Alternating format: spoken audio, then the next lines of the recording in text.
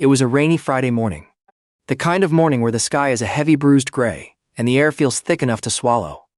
I had just landed at the airport, the hum of the engine still vibrating in my bones, and all I wanted was to get home, kick off my shoes, and forget about the sterile smell of the hospital for at least 48 hours. I was rushing through the terminal, my mind already halfway into a hot bath, when the world suddenly tilted. Then boom. The impact felt like hitting a brick wall. I tumbled back, my sneakers sliding on the polished floor, and landed hard. Both of our belongings fell on the floor. I'm so sorry.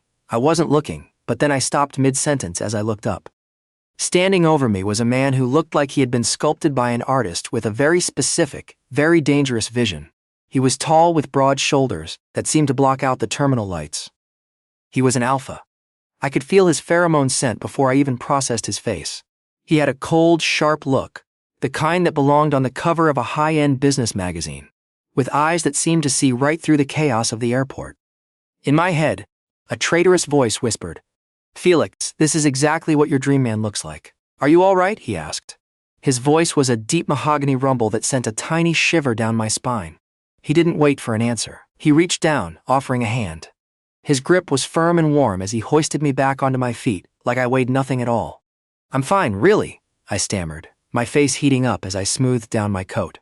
"Careful next time," he said shortly. His expression didn't soften, but he didn't look annoyed, either. He just looked distant. I grabbed the handle of the black suitcase sitting on the floor close to where we were standing, and he did the same with the one next to him. With a final flustered apology, I turned and scurried away, my heart hammering against my ribs. I didn't look back until I reached the coffee stand near the entrance gate.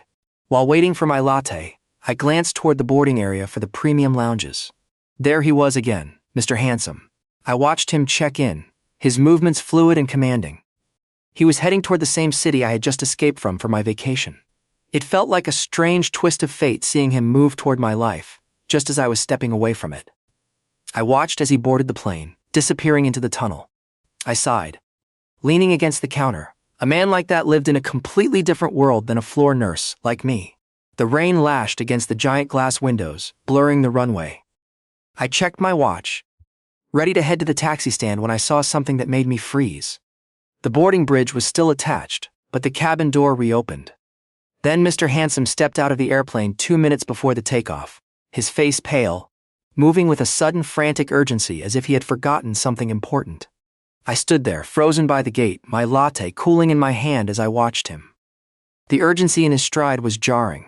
This wasn't the cold, composed alpha from 10 minutes ago. This was a man possessed by a sudden, sharp desperation. My heart skipped a beat when his eyes locked onto mine across the terminal. He wasn't just walking, he was coming straight for me. I gripped the handle of my suitcase tighter, my mind racing. Had I dropped my wallet? Was there a problem with the flight? Before I could utter a word, he was in my space, his towering frame casting a shadow over me. His hand shot out, his fingers locking around my wrist in a grip of iron. It wasn't painful, but the sheer power behind it made my breath hitch. "Why did you do it?" he hissed, his voice no longer a smooth rumble but a jagged blade. "Why did you switch them? Were you planning to run, hoping I wouldn't notice?" I blinked, my brain struggling to keep up. "What are you talking about?" "You're hurting me," I said, defensively. "The suitcase," he said coldly, his eyes dark with a terrifying intensity. "Why did you switch my suitcase? Do you think that you could just steal from someone like me and go scot-free?" A wave of hot indignation washed over me, instantly melting my previous admiration. I pulled against his grip, my jaw tightening. The shock was being replaced by a stinging sense of insult. "Steal from you?" I retorted, my voice trembling with disgust. "I'm a nurse. I spend my life helping people, not taking from them. I don't care how much money you clearly have. I would never steal a single cent from anyone, let alone a stranger in an airport."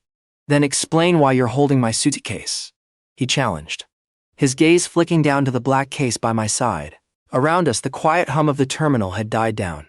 People were slowing their pace, heads turning, whispers beginning to ripple through the crowd. I felt the heat of a dozen stares crawling over my skin, making the air feel even thinner. "Open it," he commanded, releasing my wrist but hovering close, his scent now sharp with agitation overwhelming my senses. "Open it right now," he commanded. With shaking hands, I knelt on the cold floor. My fingers fumbled with the latches. "Please let me find my belongings inside," I prayed. Immediately when I clicked the locks open and pulled the lid back, my heart dropped into my stomach. None of the items looked familiar. Instead, I saw rows of impeccably folded Italian silk shirts, a designer watch case, and a leather portfolio that probably cost more than my annual salary. My breath hitched. It really wasn't my suitcase. I didn't know, I whispered. The reality of the mistake crashing down on me. It was an accident, I pleaded, my voice rising in my defense. We bumped into each other. Besides, the suitcases look exactly the same. I swear I could never steal anything. Mr. Handsome looked at me with those calm eyes, as if judging my face to tell if I was innocent or not. What's going on here? A heavy hand landed on my shoulder. A security officer had arrived, alerted by the commotion. He didn't ask questions. He saw a flustered Omega over a suitcase full of luxury goods, an angry, powerful-looking alpha. He gripped my arm, pulling me upward. In the sudden jerk of the movement, the side pocket of my coat, where I tucked a few personal items during the flight, snagged on the suitcase latch. A glossy piece of paper slid out, fluttering through the air like a falling leaf. Wait. The picture, give it back. I reached out, but the officer held me firm. The alpha didn't wait. He stooped down, his long fingers hovering over the photo for a fraction of a second before he snatched it off the floor. I watched his face, expecting more anger. Instead, I saw him turn ghost white. His entire body went rigid, the air around him turning freezing cold. He looked at the photo, a picture of me in my blue hospital uniform sitting on a hospital bed and hugging a little girl with bright eyes. He looked at the girl, then at me, then back at the girl. His hand started to shake so violently, the photo rattled in his grip. He lunged forward, closing the distance between us until we were inches apart. His eyes were wild and bloodshot. "This girl," he gasped, his voice breaking as he shoved the photo toward my face. "Where is she? Tell me right now. Where is the girl in this picture?" The air in the terminal seemed to vibrate with the alpha's sudden raw desperation. I could feel his heat radiating off him, a stark contrast to the cold, sterile airport air. My heart was thumping against my ribs, partly from the shock of the accusation, and partly from the way he was looking at me, like I was the only person in the world who held the answer to his questions. "She's my patient," I managed to whisper, my voice finally finding its way back to my throat. "I'm a pediatric nurse." His grip on the photo tightened so hard the edges crinkled. He choked out, his eyes searching mine with a terrifying intensity. "When did you last see her?" "Yesterday morning," I said, leaning back slightly as his presence began to overwhelm me. "Just before my departure, I went to say goodbye to her." The alpha's breath hitched. A flash of something like hope crossed his face so quickly it was hard to track. "Why are you asking?" I asked, my voice trembling. He looked at the picture again, his thumb brushing over the girl's face, with a tenderness that didn't match his cold exterior.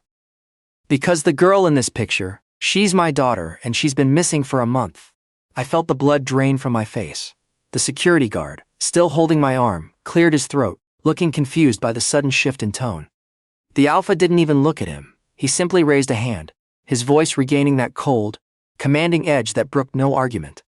"You can leave, officer," he snapped. "There has been a misunderstanding. I will handle this personally." The security guard hesitated for a split second, then nodded and retreated, disappearing into the crowd. Before I could even process the silence, the alpha's hand found mine. He didn't grab me like a criminal this time. He pulled me, his touch, firm and urgent, leading me away from the prying eyes of the terminal and into a quiet, shadowed alcove behind a row of closed check-in counters. He stood so close I could feel the rise and fall of his chest. The cedarwood scent of his pheromones mixed with cologne was dizzying, making me feel breathless in a way that had nothing to do with the suitcase. We were in a bubble of heavy silence, the distant airport announcements fading into a dull hum. "I've been living in a nightmare for 30 days, he said, his voice low and ragged. "We were traveling through the northern woods. There was an accident, a storm, a landslide. The car went off the road. When I regained consciousness, the back door was open and she was gone. I thought she'd wandered off, hoping someone had found her. I've spent every second since then burning through every resource I have to find her." He leaned in closer, his shadow swallowing me. "I finally got a lead," he continued. "A track that placed her in a small village near the hospital district a week ago. I was heading there now to follow the trail." I looked up at him, my mind spinning. He looked sincere, haunted even. But as a nurse, I had to be sure. "How can I know you're telling the truth?" I asked softly. "How do I know you're really her father?" He didn't get angry. Instead, he reached into his pocket and pulled out a phone. With trembling fingers, he swiped through the gallery. He held the screen up to my face. It was a flood of memories. The little girl laughing on a swing set while he pushed her. The two of them covered in flour while baking. And finally, a photo taken in a car. She was wearing a bright yellow raincoat with little ducklings on the buttons. The exact same outfit she had been wearing the night she was brought into our emergency room. Torn and muddy. I stood there, stunned into a heavy silence. She was the daughter of the rich alpha, standing inches away from me. The overhead speakers crackled to life, the chime cutting through the heavy silence of our alcove like a physical blow. Final boarding call for Flight 208. All remaining passengers, please proceed to Gate B12 immediately. Doors will close in 3 minutes. But Mr. Handsome didn't even flinch. His eyes remained locked on mine, dark and desperate. "That's my flight," he whispered, though he made no move to leave. "But it doesn't matter. Nothing matters but her. You are the only person who has seen her. You're the only one who can lead me to her before the trail goes cold again," he said in a soft, desperate tone.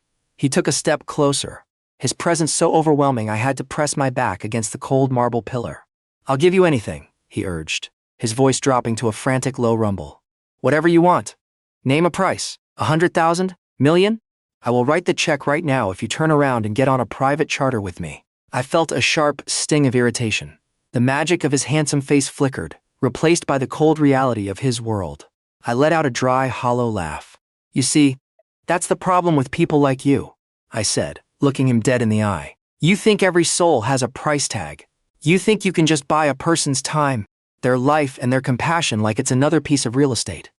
His jaw tightened, a muscle leaping in his cheek. "I'm only trying to find my daughter. I'm not trying to be an elitist," he said. "I'd go with you for free without a second thought if I could. But I didn't come back here for a vacation. My mother is sick. I haven't seen her in months. And the only reason I'm standing in this airport is to get to her bedside. She's the only family I have left. I can't just leave like that." The desperation in his eyes turned into a flickering flame of anxiety. He looked toward the gate, then back at me. "If I let you walk out of this airport, how do I know you'll come back? How do I know you won't disappear or decide it's too much trouble? I can't lose this lead. I won't." I sighed, rubbing my temples. The stress of the flight, the suitcase, and now this man was starting to make my head throb. "Look, I'll give you my number. I'll give you my address. I'm a nurse, not a ghost." "That's not enough," he said, his voice suddenly settling into a terrifyingly calm resolve. "I'm worried you won't show up. If you want to see your mother, fine. But I'm staying with you until we leave for that hospital," I scoffed, crossing my arms over my chest. "Are you serious? You're a billionaire or a CEO or whatever you are. You have a flight to catch. You have a life. You're telling me you're going to follow a random nurse to a tiny apartment to visit his sick mom?" I expected him to scoff back. I expected him to realize how ridiculous he sounded and back off, offering me a business card instead. But the alpha didn't blink. He reached down, grabbed the handle of his suitcase, and stood tall, his gaze unwavering. "Yes," he said firmly. "Lead the way." I stood there, stunned. The most powerful-looking man I had ever met was ready to ditch his first-class ticket just to keep me in his sight. My heart gave a strange fluttering thump against my ribs. We boarded a taxi thereafter. The ride was a blur of rain-streaked windows and a silence so heavy it felt physical. I sat pressed against the door, clutching my own suitcase to my chest like a shield. "What's your name?" I asked, breaking the silence. "Call me James," he replied. "That's it? No title, no last name, simply James. Well, at least he has a name," I mumbled softly. I looked at him sideways. His profile was stunning, his gaze fixed on the passing city lights. "I'm Felix Anderson," I said softly, trying to break the tension. He didn't flinch, he didn't even turn his head. "I know," he replied, his voice a low vibration. "It's boldly written on your ID." I turned away displeased with his response. "I'm quite sure he has zero communication skills," I told myself. He didn't ask about anything else. It was clear that to him I was just a map. I was the bridge to his daughter, and nothing else in this world seemed to register in his mind except that. When the taxi finally pulled up to my mother's small apartment on the outskirts of the city, I practically scrambled out of the car. I was bracing myself for a scene of heartbreak, oxygen tanks, pale skin, a weak voice. But as we walked toward the gate, I froze. My mother was in the small front garden humming to herself as she trimmed the hedges with a pair of shears. She looked vibrant, her cheeks flushed with the morning air. "Mom," I gasped, dropping my bag. "Are you okay?" She turned around, a bright smile lighting up her face. "Felix, oh my sweet boy, you're finally home." She rushed over to hug me. "Mom, I thought you were sick." I pulled back, checking her forehead. "Uncle told me you were bedridden and couldn't move. I had to come home immediately. I've been worried sick since then." She let out a mischievous little laugh, waving her hand dismissively. "That old fox. It was all a little plan. Felix, I had a tiny fever last week, but I'm perfectly fine now. I just knew if I didn't say something dramatic, you'd keep working those double shifts at the hospital and never come see me. I groaned, burying my face in my hands. I had dragged a grieving high-powered alpha across the country for a little fever. Behind me, I felt the air shift. James was standing by the gate, his hands in his pockets, watching the scene with a nonchalant, unreadable expression. My mother's eyes traveled past me, widening as they landed on him. "And who is this?" she asked, her voice dropping into a conspiratorial whisper that was definitely too loud. "Is this your boyfriend, Felix? He's quite the catch." "Mom, you're getting it all wrong," I hissed, practically trying to clamp my hand over her mouth. "He's not my boyfriend. He's looking for his daughter. There was a mix-up at the airport. I have to go with him tomorrow morning to show him where she is." To my surprise, James didn't look annoyed. He stepped forward, his cold expression easing into something remarkably polite, almost gentle. "It's a pleasure to meet you," he said, bowing his head slightly. "How are you feeling?" "You can call me Maria, dear," my mom said, beaming at him. She stepped closer, reaching out to pat his arm with a motherly instinct that seemed to bypass his intimidating aura. "Don't you worry. I believe you will find your little girl soon. My Felix is a good boy, the best nurse in the world. If she was in his care, then definitely she is safe." I felt the heat rush to my face, a deep blush crawling up my neck as James looked at me, his dark eyes lingering a second longer than usual. "Let's get inside," I muttered, grabbing my bag and ushering them toward the door before my mother could say anything else embarrassing. "It's been a long day."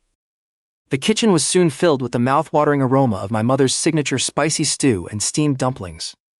For a moment, the heavy weight of the airport drama vanished, replaced by the clinking of silverware. James sat at our small wooden table, looking absurdly out of place in his tailored trousers, but he ate with a quiet, focused respect that made my mother beam. "You know, Felix," my mom said, waving a chopstick for emphasis. "You missed all the excitement while you were gone. 2 months ago, 3 thugs tried to break in through the back window. I nearly choked on my dumpling." "Really? Mom, why didn't you tell me?" She let out a snorted, flexing a modest bicep. "So you could worry? Please." I caught the first one with a frying pan and kicked the second one so hard in the shins he started crying for his own mother. They ran away so fast they left a shoe behind. I kept it as a trophy. I burst out laughing, leaning back in my chair. I looked over at James, whose fork was frozen halfway to his mouth. "Don't look so worried, James," I chuckled. "My mom is the undisputed heavyweight champion of cracking jokes." To my surprise, James's lips actually twitched into the faint shadow of a smile. He let out a low, huffed laugh, the first real human sound I'd heard from him. "I'll make sure to stay on her good side then," he rumbled. By the time night fell and the rain returned to drum against the roof, the atmosphere had shifted from playful to stifling. My mother had already retreated to her room, leaving me to host an alpha CEO in my tiny living quarters. I knocked on the bathroom door holding a fresh, fluffy towel. "James, I have your towel." So the door swung slightly with him popping his head out through the door. He leaned close, steam curling around his damp hair, his chest bare and glistening with droplets of water. Our eyes met, and for a heartbeat too long, neither of us moved. A sharp electric shiver raced down my spine, making my toes curl against the cold linoleum. "Thanks," he said, his voice dropping an octave as he took the towel, his fingers brushing against mine. I practically fled to my bedroom. "Get it together, Felix," I hissed to myself. My room was small, basically just a desk and a single, albeit wide bed. I looked at the floor, then at the window. The floor is going to be freezing after that rain. I should give him the bed, but man, I'm going to wake up feeling like a pretzel. James walked in a few minutes later, smelling of my cheap soap and that expensive pheromone scent of his. The room felt 10 times smaller. "You can have the bed," I said quickly, my voice a pitch higher than usual. "I'll head to the sitting room." James paused, drying his hair. "Are you sure? I don't want to kick you out of your own room. I can take the couch." The couch, I thought. A mental image of the living room flashing in my mind. There is an entire army of mosquitoes out there, just waiting for fresh alpha-grade blood. "No," I blurted out. "I mean, the mosquitoes are vicious out there. You'd be devoured. I'll just sleep on the floor here. It's fine." James frowned, looking at the thin rug on the hardwood floor. "Felix, you are my only hope of finding my daughter. If you sleep on that floor and catch a fever, we're both in trouble. I'm not letting you get sick." He looked at the bed, then back at me. It was a wide bed, meant for one but could fit 2 if they stayed on their own sides. "Let's just share it," James said, his tone turning into that no-argument alpha command. "It's big enough for 2 people. We're adults." Share a bed with him? I screamed internally. I'm literally going to die of a heart attack before sunrise. But I nodded mutely, too tired to fight. I turned off the light and waited until I heard his breathing go deep and steady before I crawled under the covers, sticking to the very edge of the mattress. I lay there in the dark, my heart hammering like a drum. I turned my head slightly, catching the silhouette of his side profile in the moonlight. He looked so peaceful, the cold look finally replaced by the softness of sleep. He was breathtakingly handsome, even more so when he wasn't barking orders. I found myself staring, tracing the line of his jaw with my eyes, wondering how such a powerful man could look so vulnerable. For the first time since the airport, the fear was gone, replaced by a strange, fluttering warmth I wasn't ready to name. The morning sun was peering through the curtains when I finally began to drift back to consciousness. I felt warm, unusually warm, and my leg was hooked over something solid and muscular. I sighed into the pillow, thinking it was my extra-large body pillow back at my apartment, and gave it a little squeeze. Then the pillow let out a low, amused huff. My eyes snapped open. I wasn't hugging a pillow. I was sprawled across James like a climbing vine. My leg was draped over his hip, and my arm was tucked firmly against his chest. James was leaning against the headboard, perfectly calm, scrolling through his phone with one hand while the other rested dangerously close to my waist. "Morning," he rumbled, his voice thick with sleep. I scrambled backwards so fast I nearly tumbled off the edge of the mattress. "Oh my God, I'm so sorry. I didn't mean to colonize your personal space like that," I pleaded. James didn't look bothered. If anything, there was a tiny mischievous glint in his eyes. "Relax, Felix. You look like you finally caught some decent rest. I wasn't going to wake you up." I glanced at the digital clock on my bedside table and nearly had a heart attack. 7 a.m. "We have to get to the airport right now, or we'll never get a flight back until dusk." I was halfway to the closet clutching my towel and brush in a panic when his calm voice cut through my frenzy. "I already took care of it," he said, not even looking up from his screen. "I booked our tickets 20 minutes ago. The flight is at 10 a.m. We have exactly 2 hours to eat, pack, and get to the terminal. Sit down before you trip over your own feet." I froze one sock in my hand. 2 hours? But last-minute tickets are impossible to get. Especially this morning. He just raised an eyebrow as if the word impossible didn't exist in his vocabulary. We walked into the kitchen, the air already thick with a heavenly scent of frying dough and savory spices. My mom was practically dancing around the stove, humming a tune. "She's at it again," I whispered to James, leaning in close. "My mom used to own a restaurant back in the day. She's a culinary wizard. She honestly believes she can solve all the world's problems with a well-timed bowl of good meals." James watched her with a look of genuine admiration. "I noticed," he said, honestly. "I have top-tier private chefs on my payroll back home, and even they couldn't replicate the soul in her cooking." My brain tripped over the words top-tier private chefs. Not just one chef, but chefs on a payroll. Every time I forgot for a second that he was a titan of industry, he dropped a line like that to remind me that he was rich. After a breakfast that felt more like a feast, it was time to go. My mom stood at the gate, wiping her hands on her apron. She grabbed James's hand, looking him straight in the eye with that fierce, motherly look of hers. "When you find that precious girl," she said firmly, "remember to bring her here. I want to see her happy eating my dumplings. Promise me, James." James's cold mask didn't just crack, it vanished. He gave her a soft, sincere smile and squeezed her hand back. "I promise, I'll bring her." And just like that, I hugged my mom and we left. The taxi ride back to the airport returned us to that familiar silence. But it wasn't the jagged, angry silence from yesterday. When we finally reached the check-in counter, James handed over our IDs. The agent's eyes widened and she immediately straightened her posture. "Right this way, Mr. Sterling. Your first-class suite is ready for boarding." I pulled James aside as we walked toward the VIP line. But getting there, I was stunned beyond words. "First class?" I gasped dramatically. "James, an economy seat is fine. It's a short flight, and I don't want you spending too much." He stopped, turning to look at me. The way he stood there, surrounded by the chaos of the airport, while looking like he owned the building, was intimidating all over again. "Felix," he said, his voice dropping to that silky, commanding tone, "your satisfaction is my priority right now. You are the only person who can take me to my daughter. If I want you to sit in a seat that reclines into a bed and serve champagne, I will pay for it. In fact, I can pay for as many seats as I want just to ensure no one sits near us. Now walk." I opened my mouth to argue, realized I was talking to a man who probably had a favorite private jet, and promptly shut it. "First class it is then," I thought, following him. "At least the snacks will be better." The plane cut through the clouds with a steady, quiet hum, the engine vibration barely a whisper in the luxury of the first-class cabin. Despite the plush leather and the space, the air between us felt heavy. I looked at James. He was staring out the window, his jaw set so tight I thought it might shatter. "James?" I asked softly, breaking the silence. "Your company. Who's looking after things while you're here? A man like you must have 1,000 things that need his attention every hour." James let out a short hollow scoff, not even turning his head. "Nothing else matters, Felix. My company can burn to the ground for all I care as long as I get her back. She is the only thing I have that's real." He finally turned to me, and for the first time I saw the cracks in his armor. His eyes were shadowed with an old, deep-seated pain. 3 years ago, he began, his voice dropping to a low, jagged rasp. "Shortly after my daughter was born, I found out my partner was cheating on me. I was broken. I'd built a life on a foundation of lies." He paused, his throat bobbing. "The only thing that kept me from falling apart was the DNA test. I was so terrified, but was grateful when both DNAs matched. She was mine. I lost my partner, but I didn't lose her. Since the divorce, my daughter has been my world. I would die for her without a second thought." He leaned back, closing his eyes as if he were reliving the nightmare. "The very day everything happened, I had a business meeting in the north. I wasn't supposed to take her with me, but I was going to be gone for 3 days. I was scared, Felix. Scared that my ex would use my absence to take her away again, so I took her with me. On the way back, the road was slick.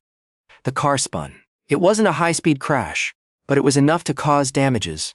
James instinctively touched his chest, his fingers tracing a spot beneath his shirt. "I took a hard hit to the ribs. When I regained consciousness, the back door was hanging open. The car seat was empty. She was gone. I screamed her name until my lungs bled, but the woods just swallowed up my voice. My heart felt like it was being squeezed in a vice," James concluded. I looked down at my hands, the memories of that night flooding back. "I was walking home that evening," I whispered, my voice thick with emotion. "I usually take the shortcut near the woods. It was so quiet until I heard it. A tiny, broken voice crying for her daddy. I looked at James and I could feel the tears prickling my eyes. I ran toward the sound. When I found her, she was huddled under a tree, bleeding from a cut on her forehead. She looked so small, James. So scared. I didn't even think. I just scooped her up and ran all the way to the hospital," I said, trying my best not to cry. But a single tear escaped and rolled down my cheek. "She wouldn't stop crying," I continued. "Even when we were cleaning her wound, she kept reaching out, sobbing that someone had to save her daddy. She kept pointing back toward the trees, but she was so little, so disoriented. We didn't know where the accident was. We searched the nearby roads, but we found nothing," I said quietly. The silence that followed was suffocating, filled only with the sound of my quiet sniffling. Suddenly, I felt a large, warm hand cover mine. James squeezed my fingers, his grip firm and grounding. "You saved her," he said, his voice trembling with a raw, powerful gratitude. "I'm glad you helped save my little one." He leaned in, his eyes burning with an intense "I promise you, Felix. Once we find her, once I hold her again, I am going to reward you. I will make sure you and your mother never have to worry about a single thing for the rest of your lives." I looked at our joined hands. The weight of his promise, and the shared pain of that night, pulling us closer than I ever thought possible. Under the hum of the airplane, in the middle of the sky, I realized I wasn't just helping a stranger anymore. I was helping a father find his lost hope. The moment the wheels touched the tarmac, the tension in the cabin reached a breaking point. James didn't wait for the usual pleasantries. We were off the plane and into a waiting car before the other passengers had even unbuckled. We sped toward the orphanage, a quiet building nestled on the edge of the hospital grounds where the children waited for a miracle. As we burst through the front doors, the middle-aged receptionist looked up, her glasses sliding down her nose.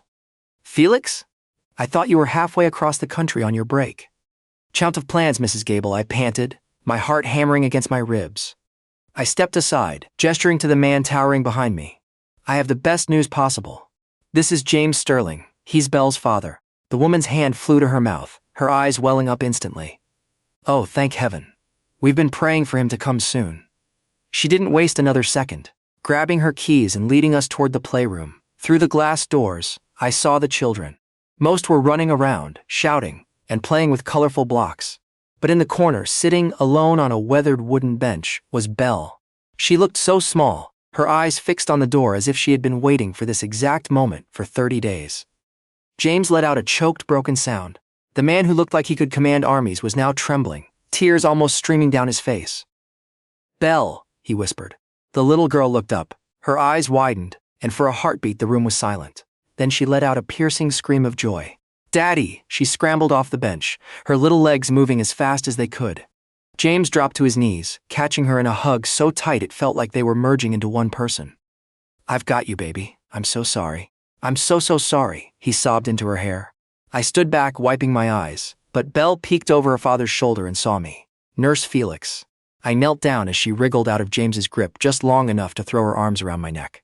"I knew you'd find him," she whispered in my ear. "You are my superhero." I looked at her and smiled back, "And you are my angel." After the whirlwind of paperwork and final goodbyes, the journey back felt like a dream. On the flight home, James was a different man. The cold, sharp edges had melted away. He didn't let Belle go for a second, holding her in his arms and showing her the mountain of toys and clothes he'd already ordered from his phone. He even insisted on buying me a new designer watch and a laptop, despite my protests. When we landed, 3 sleek black SUVs were waiting on the tarmac. I thought we were going to a house, but as we drove through massive iron gates and up a winding path, I realized we were entering a private estate.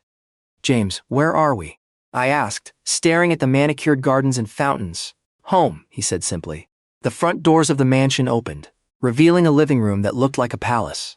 Polished marble floors reflected the glow of massive crystal chandeliers, and the ceiling was so high it felt like being in a cathedral.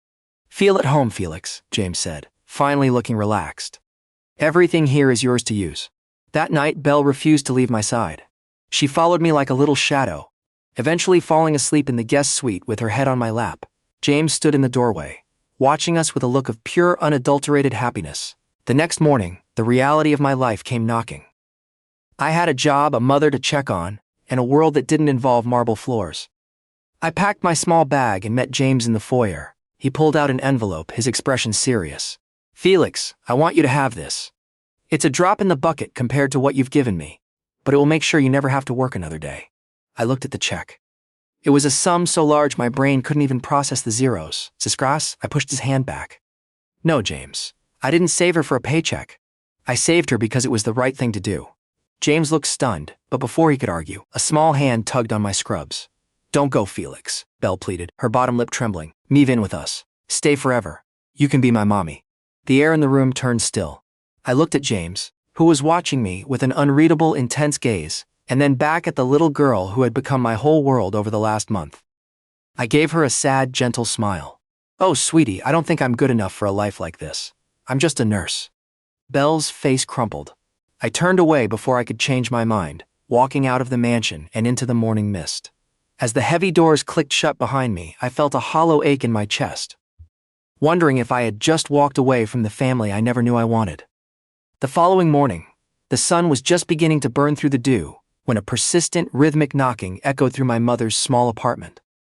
I stumbled out of bed, rubbing my eyes, wondering who could be visiting so early. I pulled open the door and my heart nearly stopped. James stood by the entrance, looking strikingly handsome in a casual linen shirt, with Belle perched on his hip. She was beaming, her eyes sparkling with a secret she couldn't wait to share. "Nurse Felix," she chirped, reaching out her small arms. "Daddy said yes. He said you be my mommy now and you never have to leave us again." I stood there completely dumbfounded, my mouth hanging open. I looked up at James, searching for a sign that this was a joke, but his expression was more serious and tender than I had ever seen it. "She's right, Felix," James said, his voice steady and warm. "I've spent my life surrounded by people who wanted my title or my money. But in that hospital and in this house, I saw the truth. You genuinely cared for my daughter. I don't trust anyone else with her heart or mine." Before I could find my voice, my mother stepped out from the kitchen, wiping her hands on her apron. "Well, don't just stand there catching flies, Felix. Invite them in. I am so happy to see you both," my mother said, beaming at Belle. The rest of the morning was a beautiful chaos. We sat around our small wooden table, laughing and sharing stories like a family that had been together for decades. The coldness that once defined James had completely melted away, replaced by the light of a man who had finally found his missing pieces. The month that followed felt like a fever dream, the kind you never want to wake up from. James didn't just change my life, he transformed everyone I loved. He bought my mother a beautiful state-of-the-art restaurant in the heart of the city, staffing it with high-skilled chefs who treated her like a queen.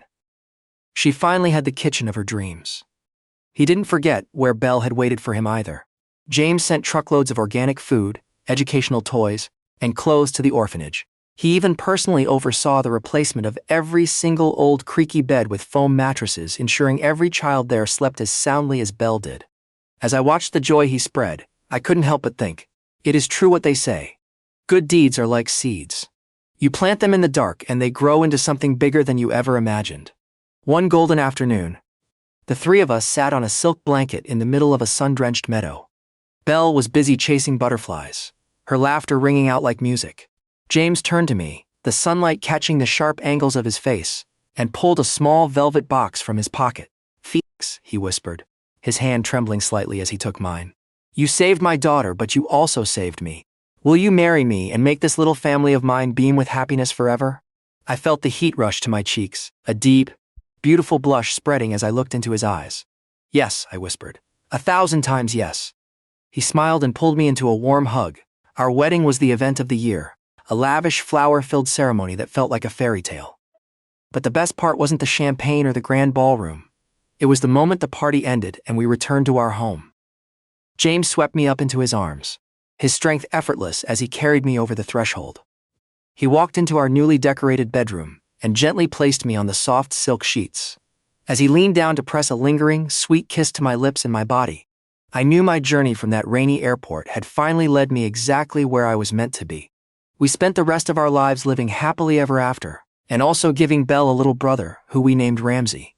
Hey guys, thank you for watching this story till the end. I'm so happy, and there's a particular word Felix said that is going to stick with me for a long time. He said that good deeds are like seeds. You plant them in the dark, and they eventually grow into something that you never imagined. So, if this story brought a smile on your face today, please give this video a thumbs up, like my video. Comments. Let me know your favorite parts of the story. I really did put in a lot of work in this story. So, please leave a comment. And if you're new here, don't hesitate to hit the subscribe button. Thank you all so much for watching. See you next time.